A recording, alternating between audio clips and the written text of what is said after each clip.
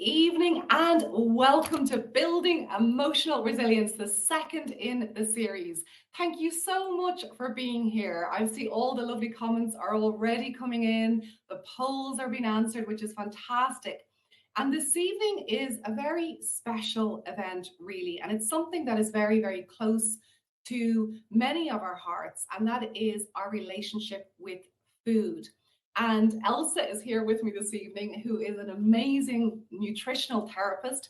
And she is going to really be going through some of the deeper side of what could be going on in terms of why you are perhaps, what is your relationship like and how can we help you to start to improve it. So with that in mind, I would love to do something that's going to help me, it's going to help you, it's going to help all of us. And that is just to bring our full focus into the moment and really start to connect in, to create some space.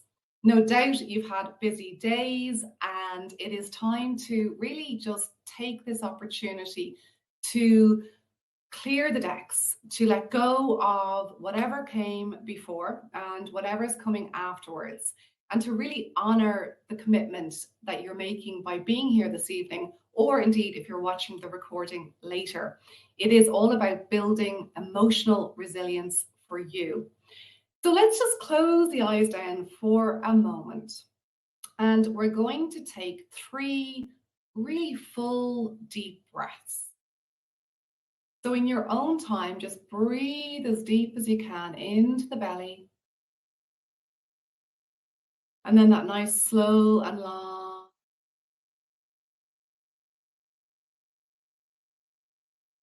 Let's do that again. And just noticing your whole system centering for 2. Slow, long exhale.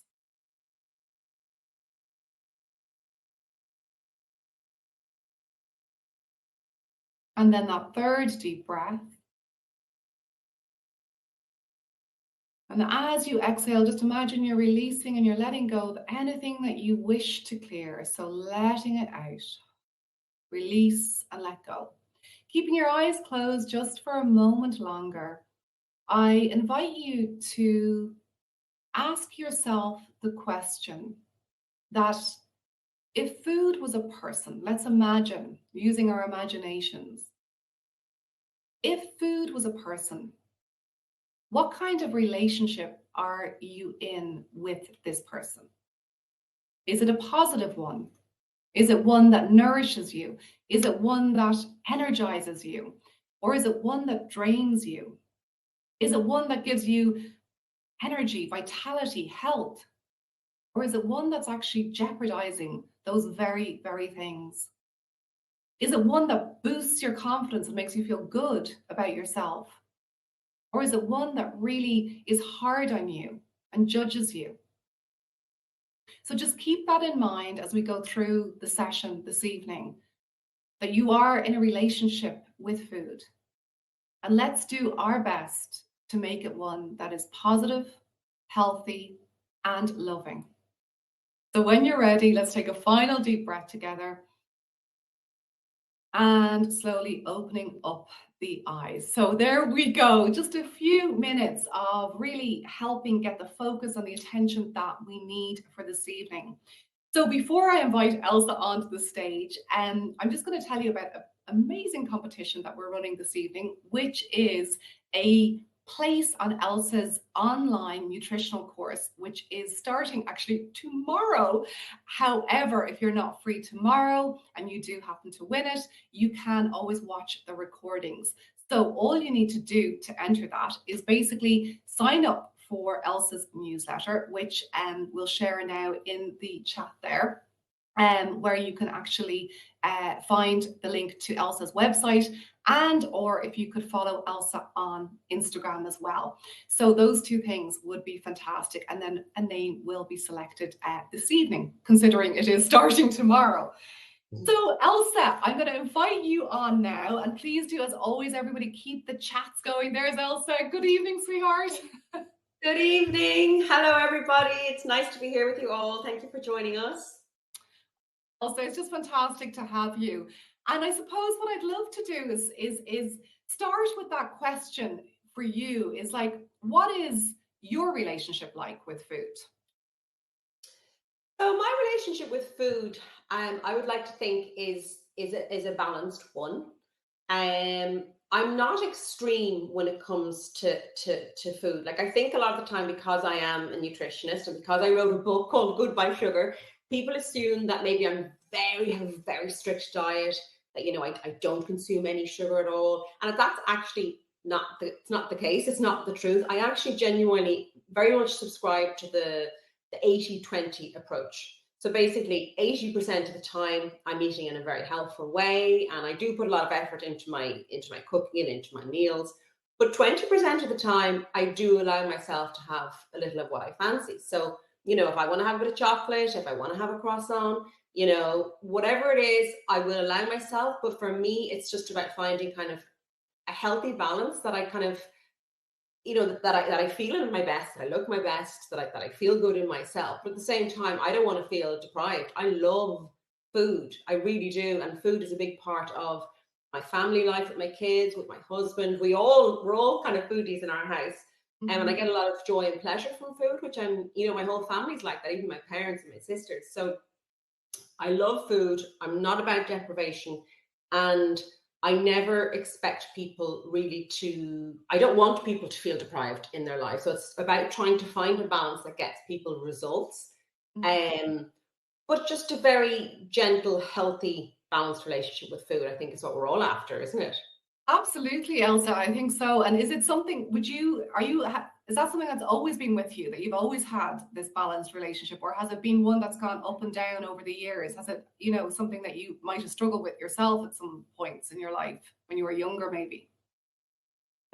I've always loved food, and thankfully, I've never been somebody who felt a big, strong need to kind of restrict myself. Do you know what I mean? As in, I never really was too much into kind of diet or restriction.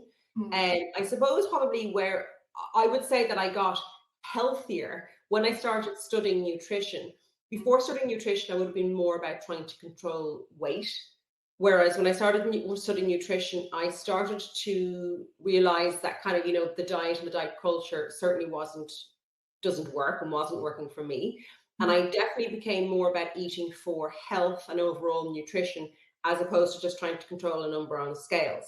But I'm not one of these people who is, I think it must be annoying. And in a way, I would probably find it difficult to do with a nutritionist who was just really naturally slim and could eat whatever she wanted.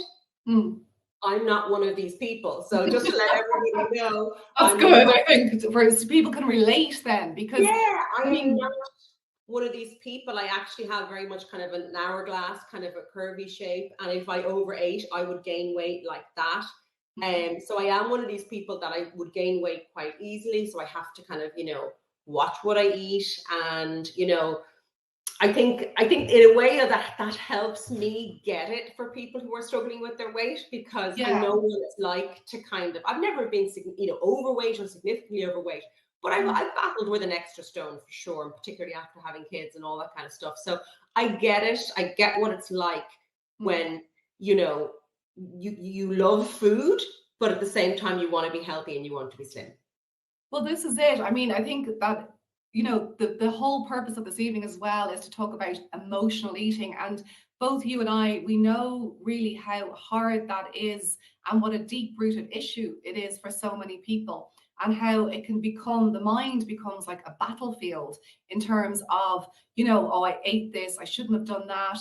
And the cycle that can come out of that, this sort of guilt and shame. And, I think that's something I really want to do this evening, is to help people to know that they're in a place where, it's a community where we can remove shame. And I'm going to read just a little quote here from Brené Brown, who is the queen, if you like, of vulnerability and shame. And it's a very good one for this evening. And in the polls, there's questions there that, because they're anonymous, people feel comfortable probably to answer them, but they're really quite, personal questions in many ways, in terms of, secret eating, are you the master, are you the servant of food, etc. And what's really helpful, and what I really want for people this evening, is to see that they're not alone, right? So when you start to see, for example, that 83% of the people here this evening are saying that they are a servant to food, well, then that gives you a sense of, okay, I'm definitely not on my own here. So that in itself is very healing. It's very therapeutic to know that you're not the only person by far who's suffering with this. So the quote from Brené Brown is, if you put shame in a petri dish, if you imagine putting shame in a petri dish, it needs 3 things to grow. It needs secrecy, silence, and judgment. If you put the same amount of shame in a petri dish and you douse it with empathy, it cannot survive, says Dr. Brené Brown. So really, so much of the work we do is helping people to develop self-compassion and kindness towards themselves. And when it comes to the inner critic, let's say, the voice in the mind that can be so judgmental, in particular about body shape and size and weight and these areas, that voice is never really going to be satisfied until it starts to transfer into a voice that is kind. Okay, so in other words, that is the secret in terms of learning to look after yourself the way that you would someone else that you love, to have that same it's not necessarily discipline, it's not restriction, it's coming from a much deeper place of wanting the best for yourself. And that's really what I think we're consistently trying to do to help people in this area. Would you agree, Elsa? What do you think? Absolutely. I really do. And I think I think I'm really glad that you kind of talked, a little bit there about shame, because, our relationship with food is so individual. It's very complicated, and it evolves and it changes over the years. I think COVID changed things for a lot of people too. Like, a lot of people didn't necessarily overeat or nighttime snack or develop. A lot of people say they even developed, a sweet tooth during COVID. So it did change our eating habits, because I think a lot of our pleasures and connections were taken out of the equation. So food became even more glorified than it already is. And it became probably one of our very few sources of joy and pleasure in life. So all of a sudden, there was very few things that we wanted to do or could do. So then food just took on this extra, glorification. So yeah, I think it's so important that we come to the table here with just honesty and compassion, that, we all will struggle with some type of food issue at some stage in our lives, and it's perfectly normal. It really is. Yeah, and it's also, it's normal, but it's complicated, isn't it? Because if you think about, let's say somebody's struggling with alcohol or cigarettes or something that is causing difficulty in their life, causing them to be, their health at risk, putting them at risk of disease, etc. That it can be much more sort of easy, succinct, to actually say, okay, I'm not going to do that anymore, right? I'm going to stop smoking, for example. But what you see is quite often that people who do that, maybe give up cigarettes or alcohol, then what happens is that the food, we're not going to give up eating, right? And that's why it's more complicated. It's like, it can be both a poison and a medicine, right? It has the potential to be both, doesn't it? It can make us really healthy and nurture us and nourish us, or it can actually really put us at risk of so many diseases and problems with our health. So the issues that were there in the first place, let's say in that example, and I've seen it so often in my work with clients, is that they'll give something up and then replace it with sugar, with food, with comfort eating. And then that becomes one that is much more difficult to shift because of the nature of it, because food, the history, the origin of it, in terms of how it can make us feel comfortable, to make us feel more loved, and the sort of confusion that comes with feeling hunger and feeling wanting that desire to maybe escape an emotion, for example.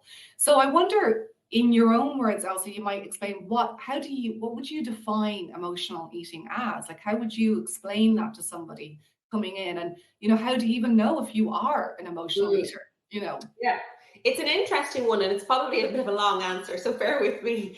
I think the first thing to say is, we all emotional eat to a certain extent. Much of our eating behavior is driven by emotions, and largely it's not a problem. Essentially, emotional eating is eating to change the way that you feel. So not necessarily to satisfy a physical hunger, but it's to actually change the way you feel. And usually it is to escape negative emotions. So more often than not, we associate it with trying to distract ourselves or to soothe, anxiety, stress. Boredom is a big one. Loneliness, maybe feeling, not feeling fulfilled. That's the kind of the negative side of things. And I think that's where most people associate emotional eating with. But I think it's also important to point out that emotional eating can also occur in relation to positive feelings. So for reward purposes, even when we're celebrating positive things, even when we're just doing something nice, like we're having, we're watching a really good movie and we're thinking, this is lovely. And then we think, you know what, I could actually make this better. I could enhance this experience now by cracking open some cheese and crackers and a glass of wine, maybe some popcorn, maybe some chocolate. So we're not it's not always to do with negative emotions. Sometimes we're just what I call pleasure seeking. We're looking to enhance the situation. Adults do it, children do it. But I suppose the big question that we all probably need to ask ourselves listening to this is, to what extent are you emotional eating? Because it's emotions are intrinsically connected to food, of course, because we feel good when we eat. We should feel good when we eat. We should experience joy and pleasure when we eat food. It's connection with family time. It's part of celebration. So we're not trying to disconnect food from emotions. But what you need to kind of ask yourself is, are you consistently overeating? Or you might just, see it as overindulging. Or are you choosing to eat a lot of unhealthy foods very often? So there's nothing wrong with every now and again going, oh my God, I had a really tough day. I'm tired. I really just fancy a pizza instead of cooking dinner. Fine. Or, I had a tough week. I'm out with the girls shopping. I'd love a nice cappuccino and a slice of carrot cake. It's going to make me feel good. Yes, that is partly emotional eating. But if it's something that you're doing now and again, that's fine. The trouble starts when you're doing it really regularly. And for a lot of people, that's every single day. So a lot of people would say to me, I'm really good with breakfast, lunch, and dinner. I have my porridge in the morning. I bring my healthy lunch salad to work. I'm doing so good. And then the evening time comes and it all goes to pot, because I get the kids to bed. I might be tired. I might be feeling a bit pissed off. And I get my me time. And that's when the nighttime snacking occurs. So then sometimes, for example, it starts with some popcorn, and then that wasn't really that satisfying. Maybe I'll have some chocolate. Now I'm a little bit hungry. Now maybe I'll have a bit of cereal, and it spirals. So the question is, how much are you eating? Are you overeating? And the next important question is it starting to have a negative impact on your life? So is it now causing you to gain weight, which in turn is making you feel bad about yourself? That's making you feel sad. That's holding you back from living your best life. So it's kind of, what's the impact? What's the consequence? And also, it's when you say also, it's like, okay, in that example, let's say someone's going out and they're with their friend and they have the cappuccino and the carrot cake and etc. And it's like that pleasure. It's sort of, okay, great, but how long does it last before it turns into literally lacerations of, why did I do that? I can't believe I did that. I'm so stupid. I said I wasn't going to, so all of those thoughts, then it's like literally kind of strip away the what could have been quite a pleasurable experience, and how long does that last before that voice starts to kick in? And I think it's that voice that we really need to address and say, well, I am going to have, there's nothing wrong here, it's okay. And that in of itself, when there's a little bit more of flexibility, is going to allow that person then the next time to say, do you know what, actually, I'm not going to have the carrot cake and the whatever, because no, I had it last time, I don't want it this time, for example, right? So there's a kind of a little bit more of what you're talking about, which is that balance. Mm. And we're not then trying to escape that voice that is so critical. Because I think that, if you imagine it, I think it's really helpful to imagine the voice as if it's somebody else that's living inside your head, like this flatmate who watches everything you eat and then just constantly criticizes you and says, oh, I can't believe you're going to have that. But look what I bought. I bought these lovely, Born creams or whatever, and there's loads of Haagen-Dazs in the fridge, but I can't believe you're going to eat it. And, so that there's this toxic kind of relationship going on. And, would you live with that flatmate? Would you stay with them? Or would you say, do you know what, it's time for me to move out and find someone who's actually going to be kind and respectful to me? So that's really the heart of helping people, I think, to shift the voice. And therefore, when that voice is internal and it's kind and it's like, you just, is on your side, if you like, is in your front row and supporting you and helping you, then you don't need to eat to escape it. Mm-hmm. Yeah. Doesn't that, yeah, if that makes sense. Hopefully it does. So the comments, I threw my eye up to one of the somebody was saying that they could connect with it. I couldn't help myself having a squeeze at the comments. Oh, definitely great. Please do, Elsa. They're here to read and it's really helpful. So Deirdre says that she can relate to that. Her takeaway food intake increased during COVID. It became a real treat and a kind of comfort to have a regular takeaway. I think you're right that food became something, it took on a role. It took on like the new person in the family was like, what are we going to eat tonight? And absolutely. And then let's see, Amanda says she really agree. Even if I treat myself like a coffee and cake, I feel so bad, but yet it's a weekly treat. So Amanda, that's exactly what I'm talking about there, isn't it? It's kind of like, I would call it a lose-lose situation, because you're not even enjoying the situation, whereas it could be a win-win. You have your coffee and your cake and you enjoy it. That's a win-win. Otherwise, you're just going down into something where it becomes futile. It's like there's no point to that. There's no pleasure in that, in beating yourself up. So I think that was something I really hope comes across this evening, is to help people to start to shift that voice. And what we're going to do towards the end of the session is, myself and Elsa have constructed a pledge that we want to encourage you to really commit to, and to have an accountability, I suppose, by actually being here this evening. So it would be great if people have a pen and a paper handy, so that we can read that pledge out to you and you can actually write it down, because that will actually start to shift the sort of little networks, the little synapses in your brain that are telling you something that could have been going on for a very, very long time, and that it's never too late to change. Isn't that right, Elsa? I think it's never too late to transform that voice. And so I have so many questions. I'm going to keep going. So let's say in all of your clinical years of experience, and you have many, how long, Elsa, have you been working with clients now? 12 years. 12 years, yeah. So there we go. It's a lot of years, a lot of experience.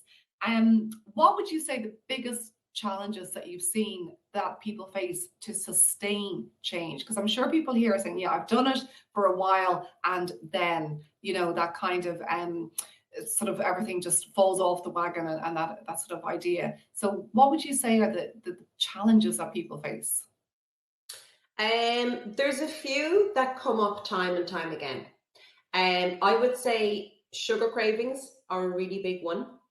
And that is where the sugar cravings is a twofold issue, and it needs to be kind of targeted in two ways. I suppose one, there's the physical side of the cravings. The more sugar you consume, the more your body will demand. It's kind of like, I always go back to the whole sugar monster thing. The more you feed it, the more it will just be like, it may, Yeah. So that's where in my opinion, a low GI style of eating, so basically a low kind of glycemic style of eating, is essentially one that helps to keep your blood sugar level nice and balanced.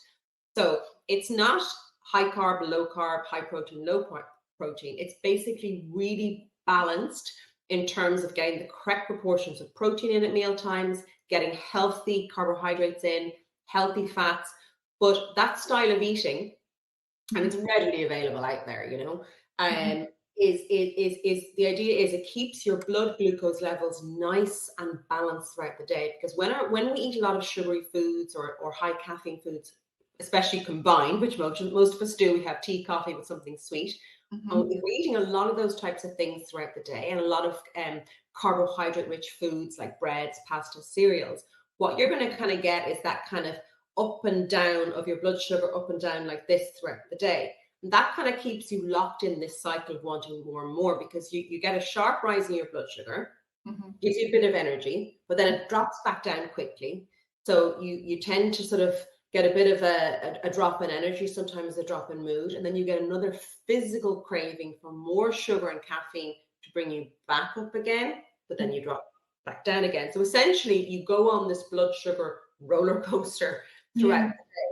So part of the cravings is actually physical. What you're eating is feeding your cravings. So that's important then, to just make some small changes to your diet to keep your blood sugar level nice and balanced, so you physically won't get as much cravings. So in most of my online programs or my nutrition courses, I'll usually start with a diet that will actually balance out the blood sugars. And when I say diet, it really isn't a restrictive diet. It's just a style of eating. Yeah. That's the craving thing. But then, as we have just discussed, with sugar cravings, there is the emotional attachment to it. So that probably brings me to the next point, where I think emotional eating is at, the root cause of so much of our struggle to actually consistently eat in a healthy way. And that is why, like, I have, for the first few years when I qualified, everything was about creating the perfect diet sheet. I really, really just focused on nutrition, on supplements, the root causes of health issues. But I kept on drawing in similar types of clients. And it tended to be weight management was a big one that I kept on kind of drawing in. So general health and weight struggles was what I was drawing in. And what I found was, no matter how good the diet plan, people would tend to do well for a period of time. And it took me a while to sort of figure out, okay, the diet sheet's actually not the problem. Most of us know what to do.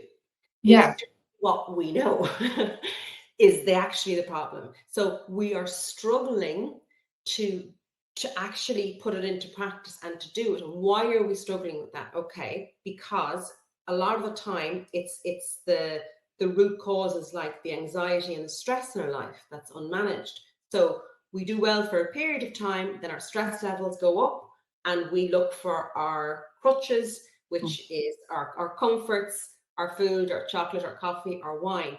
So I realized quite quickly that tackling emotional eating was going to have to be part of my offering. And that's why I started looking. I did a course in mindfulness, I did a course in cognitive behavioral therapy, and I started looking at mindset. And then I started kind of seeing the same type of sabotaging thoughts coming up for people all of the time. And these are things, of course, that have come up for me too. It's like, I'm not immune to any of these thoughts either, but that kind of the all or nothing thinking, that real diet mindset of, I'm either doing really well, I'm eating perfectly, I'm doing no sugar, and I'm having my 7 portions of fruit and vegetables a day.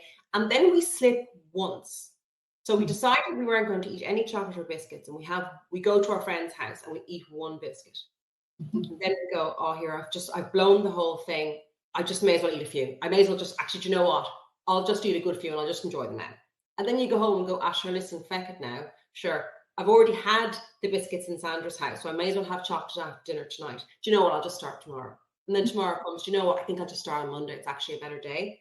So it's that kind of slippery slope.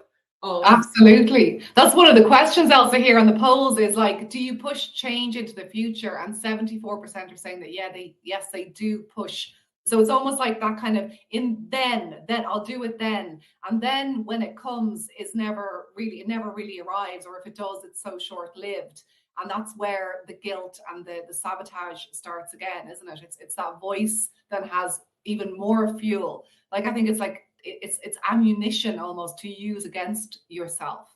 So it's quite often worth looking at, what is that emotion underneath that? What is the emotion that you're trying to escape, really? And the And more times you fail, like in other words, the more times you fail in your head. So every time you set yourself up, right, yes, to start something new and go, tomorrow's the day, Monday's the day, September's the time, January's the time.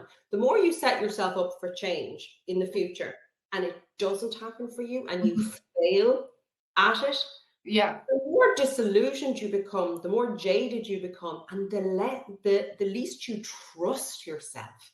I'd actually absolutely. love if people can answer that question. Do you trust yourself with food? Like, do you trust your ability to actually, follow through with healthy eating intentions? Because my gut would tell me that a lot of people don't, because they feel jaded with the whole thing. They feel out of control.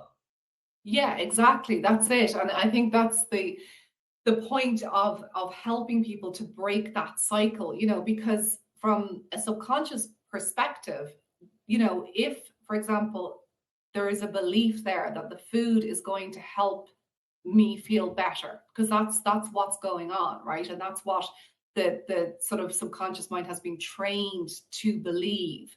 So therefore, that's why people hit so many walls, because there is the sense of um you know the subconscious will take the route that is going to give it the most pleasure, and that is the most familiar. So it's like almost a reflex, when you do your knee and it just goes out. It's like a default setting, Yeah. which can be, that's why it's so hard, and that's why people struggle so much.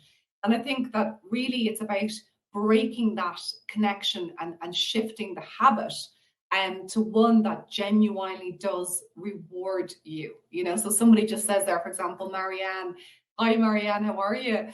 She says she walks in the afternoon so she doesn't get that slump. So there is an example of perhaps something that is truly serving her, as opposed to maybe going and getting the sugar at that time in the afternoon to try to get over that slump.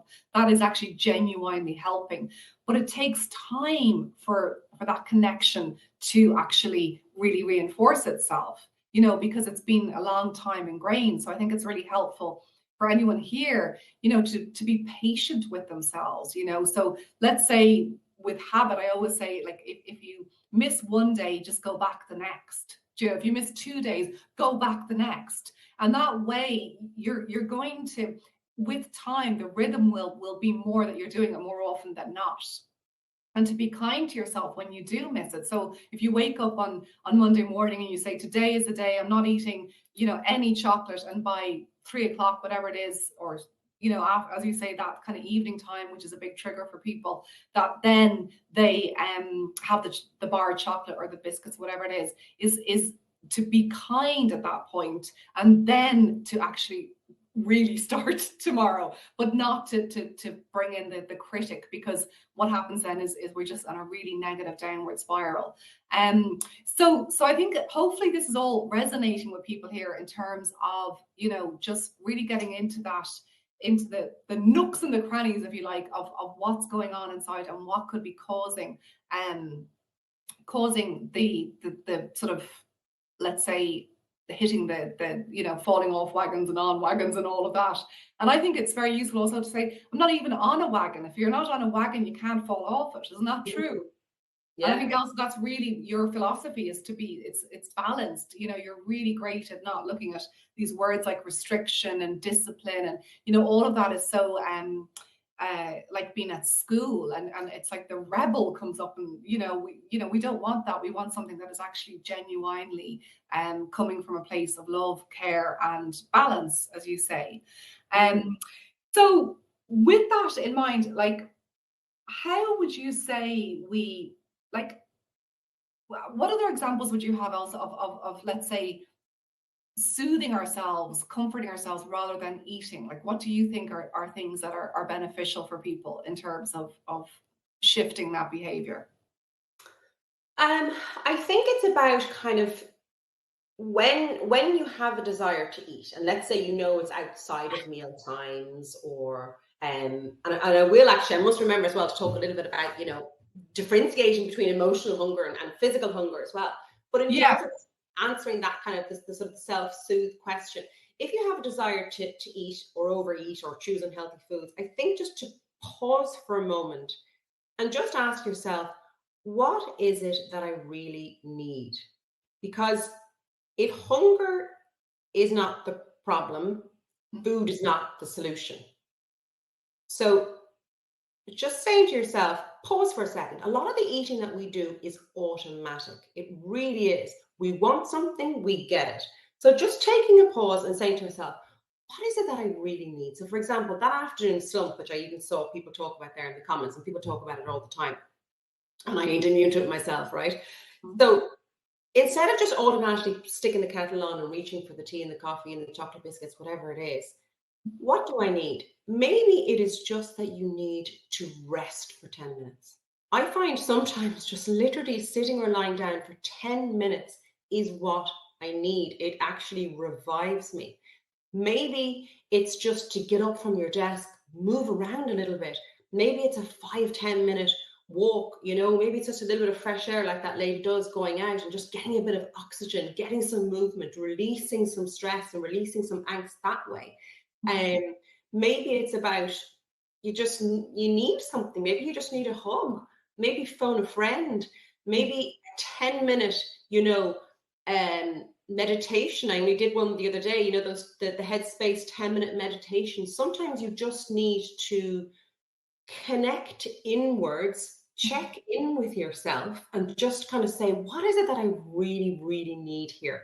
Oftentimes, it's not food or caffeine. It's a break. It's a rest, it's a bit of perspective.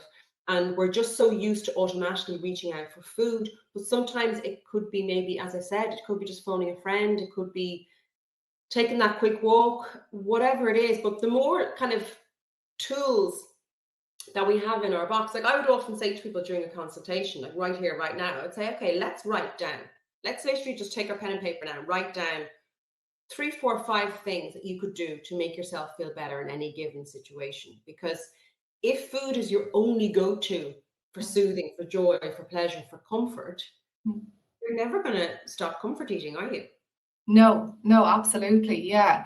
And it's the ability to sometimes, there is an emotion there, I would say, that really needs your attention. And, it's not even about necessarily doing anything, but simply just being with it and just allowing it to be there. That courage. That's one of the things I talk about, the courage to sit with negative emotion. And really, it does pass.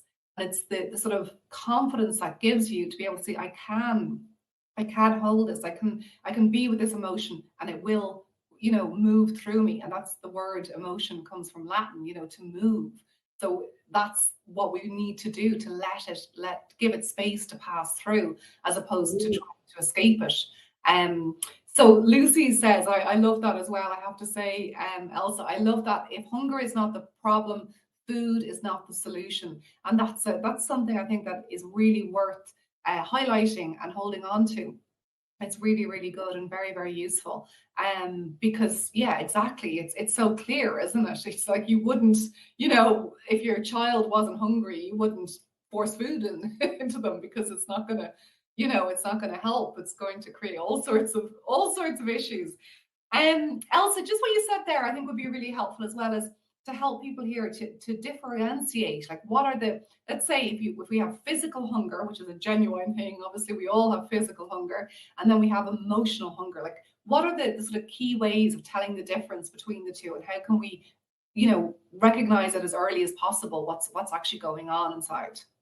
Okay, well, basically, emotional hunger tends to come on quite quickly, whereas physical hunger kind of builds up over time. So emotional hunger tends to come on quite quickly, quite suddenly. It often starts in the mouth. So it's that kind of like, if you see yourself or hear yourself going, I'm in the humor for something, I don't know what that is, that's usually some type of emotional hunger. And it's usually quite specific. So it's not a case when, the way when you say to your child, when your child says, I'm hungry, and you're like, okay, well, there's plenty of fruit or yogurt, and they're like, no, I don't want that. they're not actually hungry, neither are you. Do you know what I mean? So it's usually specific. It's like, I would love some chocolate ice cream, I would love some Doritos, whatever it is. So it's not a case where there's an apple or a banana that'll do you. No, that's not going to cut the mustard for you, because it's specific. You're trying to satisfy something. And usually emotional hunger doesn't necessarily stop when you're full. So you don't necessarily say, oh, right, okay, I've eaten 10 Pringles, I'm full now, so I'm going to stop, because you were never really hungry to begin with. And then another big thing to differentiate it is, it usually is followed by feelings of guilt.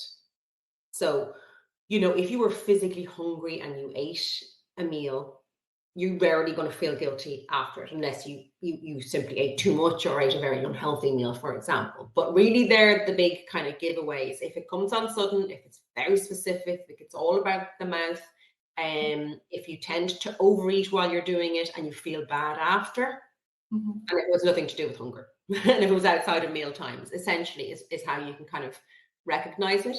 And I think would you say also that that's harder for people when they're so used to emotional eating that those lines must get blurred all the time? Do you know what I mean? Like, in terms of, like, you're saying that you don't feel guilty if you've eaten because you were hungry, but if you're eating, if you're doing a lot of emotional eating to escape emotion, let's say, then you could feel guilty just because you ate because you were hungry. Do you know what I mean? Because you're so used to feeling guilty about it. You're so used to having that voice in your mind.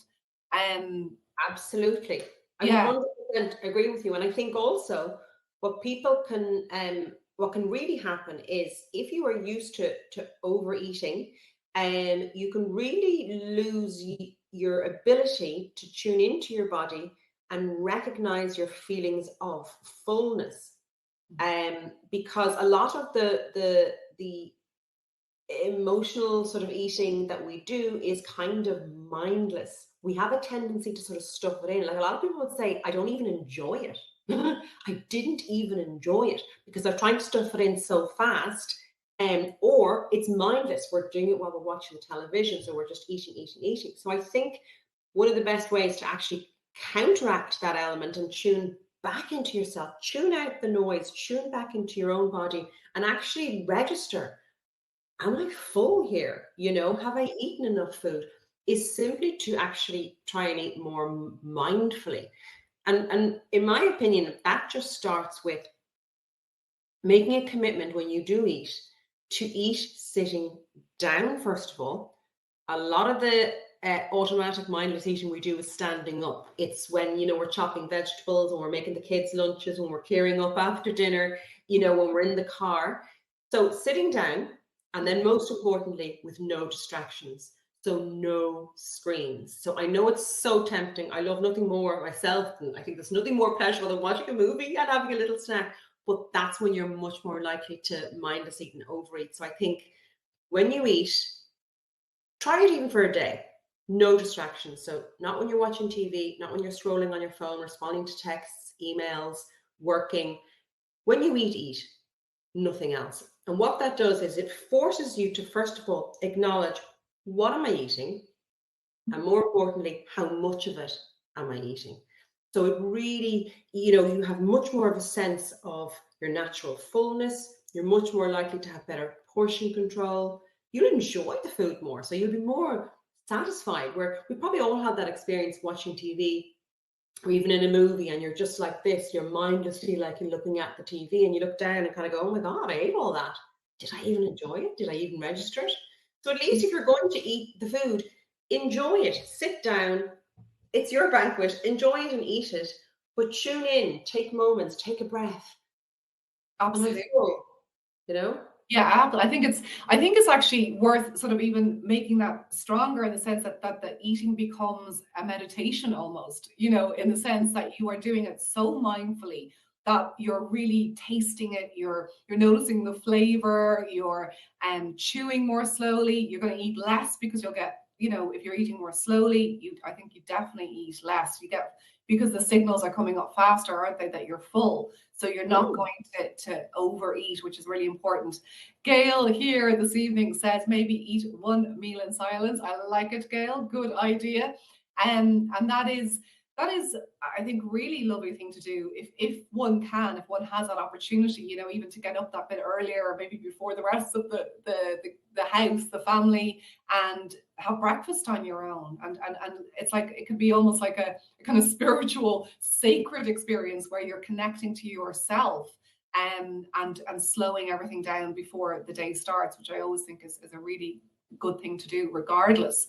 But it's making that connection, isn't it? It's seeing and also bringing gratitude into it, you know, bringing in a sense of how fortunate we are to have the food that we do. And, you know, that honors it. It's a respect for the food. And if we go back to the idea of what is your relationship like with food, you know, are you respecting it? Because I know that, you know, if you're having dinner with someone and they're on their phone like this, you really don't feel very connected to them. Sure you don't. You feel like it can feel quite isolating and disconnected. So if we look at that idea of how respectful am I to food if I'm being so distracted? You know, if I'm just here scrolling, as opposed to actually, you know, really tasting the food and showing that gratitude for it. And that can help shift the relationship as well to something that's more positive, for sure. Because that's what this evening is all about, isn't it, Elsa? It's about positive eating and really helping people to transform that relationship slowly and surely. And I definitely think that patience is such an important word here, because in my many years of experience as well, it's people are very impatient with themselves, in particular around this area. Generally, yes, but in particular when it comes to emotional eating, they tend to be very, very harsh on themselves and impatient. So, you know, please do take that on board this evening. You know, if you've tried everything, done everything, you know, please just take that step back and continue to keep going and remain patient, I think is really important. And because that's where you'll have more of a sustained change, as opposed to, you know, there's no quick fix. And I don't think either you or I, Elsa, are in the business of quick fixes, because, you know, they just don't exist, and there's just no point in even trying to go down that road, because if you do something quickly, it's not going to be sustained, and that's, you know, a sort of, again, a lose-lose situation. So Elsa, let's just move on to a question here. I think that's particularly important in terms of your nutritional experience, and that is the foods that, let's say, boost mood, first of all, and then would foods that feed anxiety. So if we look at this in terms of that cycle of, you know, if you're eating unhealthy foods that create anxiety, then you're probably going to eat more unhealthy foods too, because you're feeling anxious. So what are the foods that we can eat that are going to actually help us feel good, healthy, strong, you know, happy, release serotonin, all of these positive emotions? Okay. So as you said, it's kind of looking at both sides of the coins. It's kind of what not to do, what to do. Yes. So I'm going to start maybe with the ones that can have a negative impact on our nervous system, and our mood and our anxiety, because it's actually probably a slightly shorter list. The three kind of big ones in my experience that tend to have a negative impact on our mental health are actually would be considered sort of the dietary stimulants. So things that actually stimulate our nervous system. So caffeine and sugar. So I'll start by saying that's not to say that we can't have any caffeine or we can't have any sugar.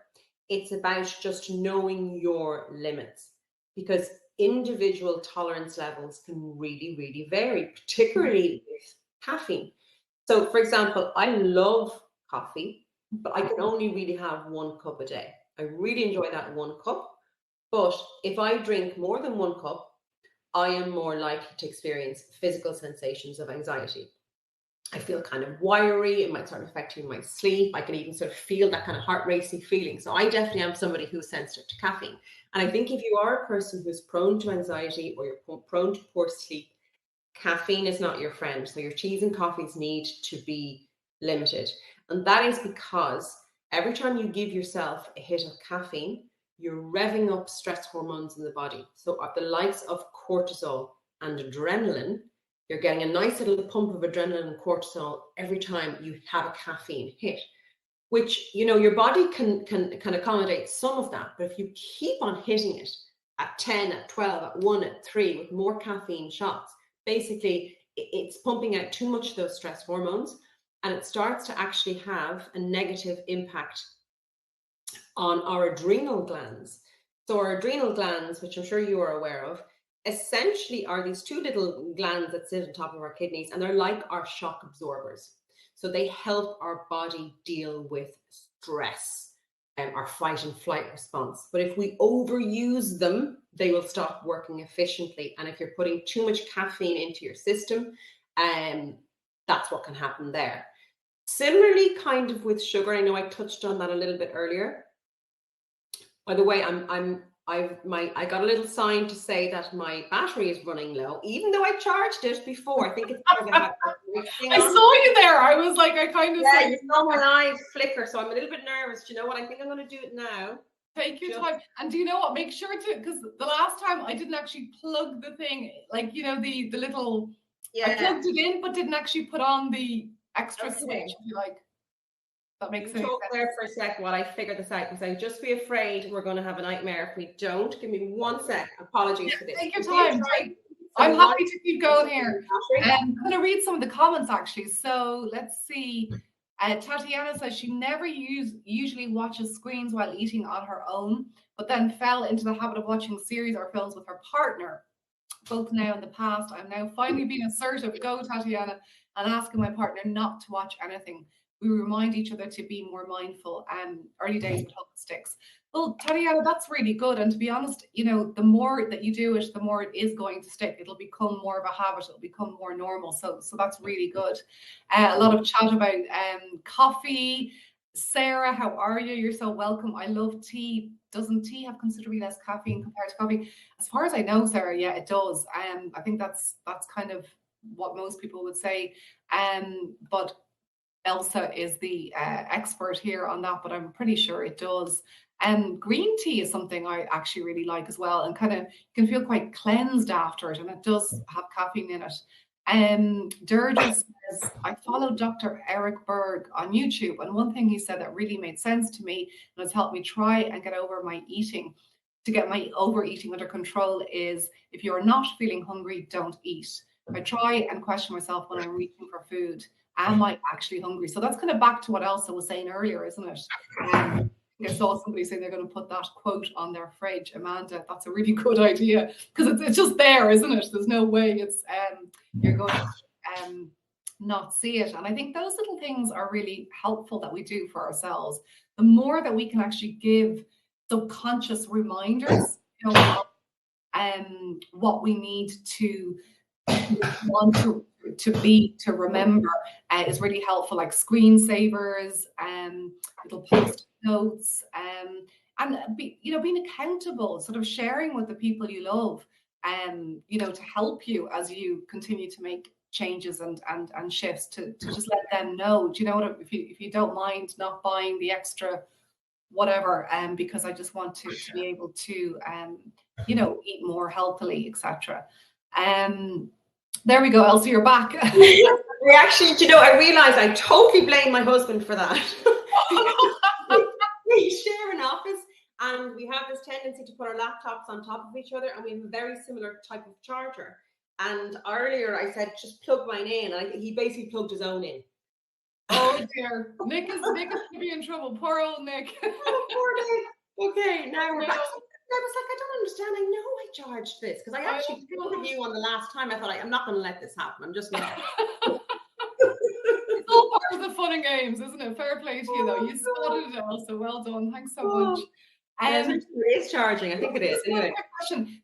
Tea does have less caffeine, isn't that true? Than it does have less caffeine. Yeah. Yes. Well, I think it's important to know that, regular tea, as in English breakfast tea and green tea, does still have a decent amount of caffeine in it.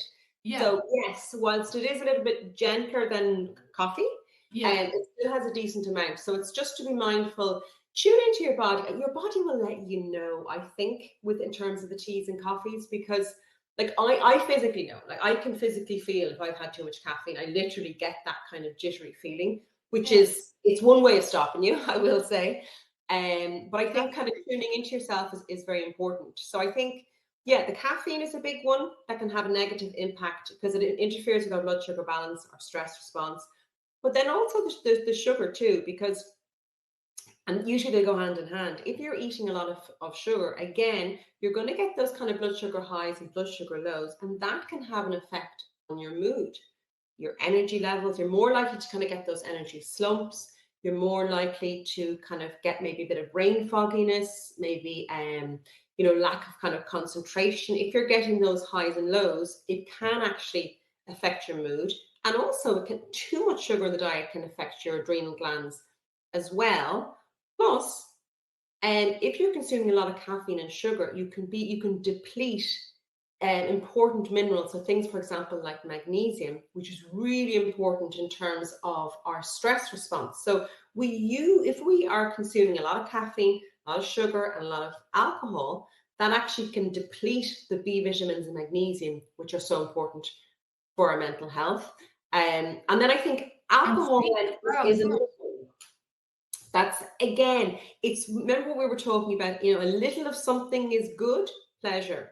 Too much of it, bad. And that's where alcohol comes into it. And all has to do basically with when we have a glass of wine, for example, which is lovely. Everyone who knows me knows I love a glass of wine. It's Spanish in me. But, again, you have to know what your individual tolerance is. So one glass of wine can feel very good to somebody. It actually enhances a neurotransmitter called GABA, which makes us feel very calm and relaxed. Mm-hmm. But if we have too many glasses of wine, and that might even just mean 2, 3, whatever it is, it actually can work against us because it actually decreases our GABA. And our GABA is our naturally calming neurotransmitter. And it leaves us much more open then to a bad night's sleep, a reduced sleep, a fitful sleep, not, waking up really early, feeling anxious the next day. And then that feeds into us then making poor food choices the next day. So it's a vicious kind of cycle. It is. It's a kind of domino effect, isn't it? That leads on from it. Yeah, absolutely. So what I think we'll do, we're actually coming up close to just the end. The hour has gone so fast. But what I would love to do with people is our pledge now. So if people have a pen and paper, let's work on this together and really to bring it all together. I suppose it's about really looking at your relationship with food and treating yourself with the same respect, that you would anybody else. Isn't that true in terms of shifting your perspective? It's about the mindset more than anything. So if you're happy to write, and we'll type it in here as well. So the time has come for me to honor and love myself and my body. I promise to devote myself to my health, to care for myself as I care for others. I cease judging myself on my size and shape. I replace pressure with compassion. I choose to reward myself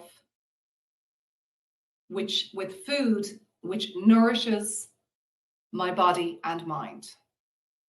So there's a lot in that, okay? And the reason there's quite a lot in it is because I think it's touching on different points for different people. So for example, there could be someone who's very judgmental about their size here this evening. There could be somebody who is sort of very good at caring for others, but not caring for themselves. So really, I just wanted to find a way. There it is, just coming up. So you can see it there. I think it's helpful to read it, to see it, to write it down. Take the parts that really resonate with you. And like somebody said earlier there, put it somewhere that you can see it, right? So that it becomes something that you are committed to. And I think that's like I wrote in my newsletter this morning about being devoted, you know, as opposed to discipline.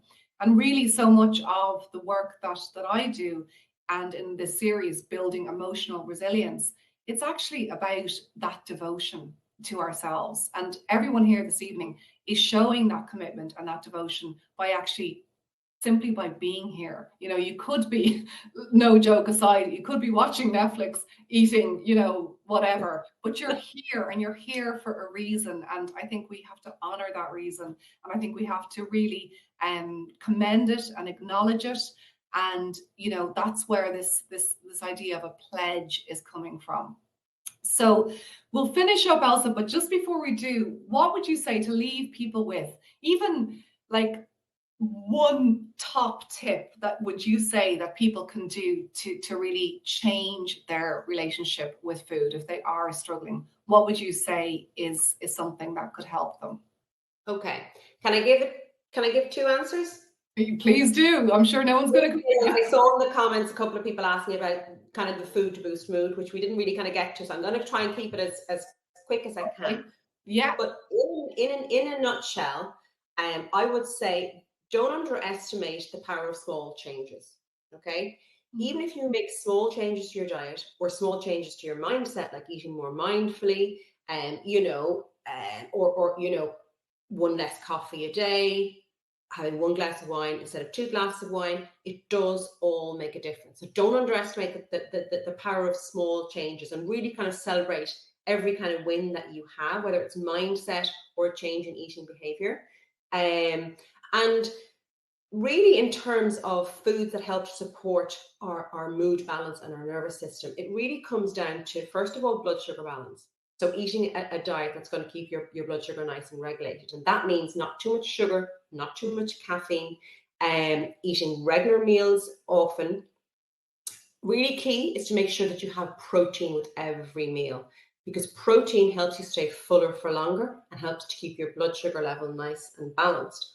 Also, protein-rich foods, so things like, let's say our animal sources, things like, for example, eggs, fish, meat, poultry, cheese, yogurts. All of these protein-rich foods, and then also, by the way, the plant-based protein, so things like our beans, our lentils, our nuts and seeds.